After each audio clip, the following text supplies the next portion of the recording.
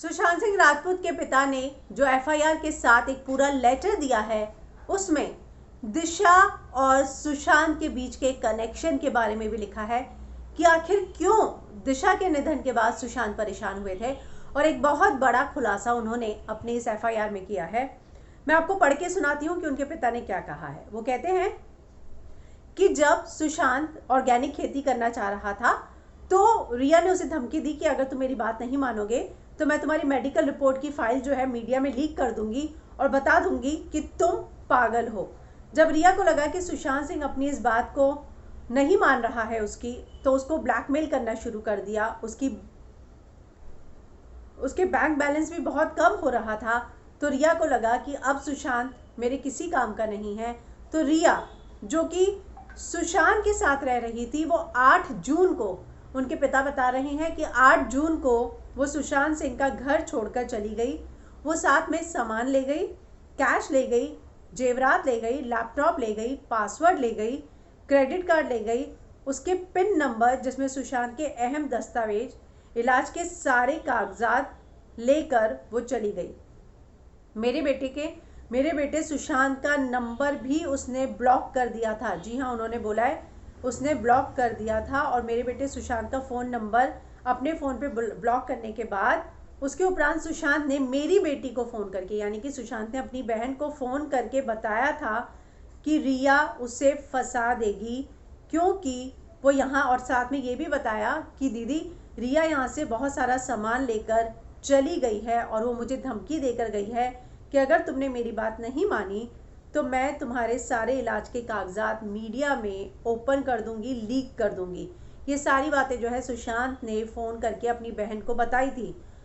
तुम्हारे सारे इलाज के कागजात मीडिया में ओपन कर दूंगी और कह दूंगी कि तुम पागल हो गए हो और तुम्हें आगे अब कोई काम नहीं मिलेगा और तुम बर्बाद हो जाओगे।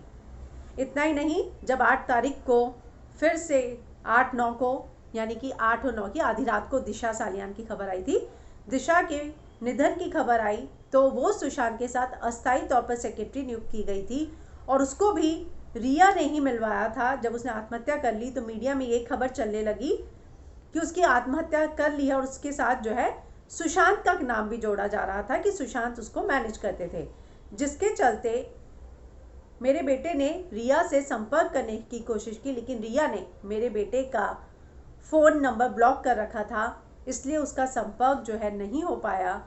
और मेरा बेटा अंदर ही अंदर ये डर रहा था कि कहीं रिया इस आत्महत्या के लिए उसको दोषी ना ठहरा दे। जी हाँ, उसको दोषी ना ठहरा दे। तो कहीं ना कहीं उन्होंने बताया कि सुशांत के साथ वो अस्थायी तौर पर थी, हालांकि उन्होंने ये नहीं बोला कि रिया ने मिलवाया था। लेकिन जब उसके निधन की खबर आई तो सुशांत जो है बार बार रिया को फ़ोन कर रहे थे, लेकिन रिया ने नंबर ब्लॉक किया हुआ था और सुशांत को ये डर था कि अब रिया जो है मीडिया को ये ना बता दे कि उसकी आत्महत्या की वजह भी मैं हूँ। सुशांत ने अपनी बहन को फ़ोन किया था और जो है ये बात बताई थी कि रिया मुझे धमकियाँ दे रही है, उसने मुझे बर्बाद करने की धमकी दी है और वो जो है मेरा ये सामान लेकर सारा चली गई है। तो इस तरह से दिशा के निधन के बाद जो है वो परेशान थे, रिया को बार बार फ़ोन कर रहे थे, संपर्क करने की कोशिश कर रहे थे, लेकिन रिया ने मेरे बेटे का फ़ोन नहीं उठाया, उसने नंबर ब्लॉक कर रखा था, इसलिए उसका संपर्क नहीं हो पाया।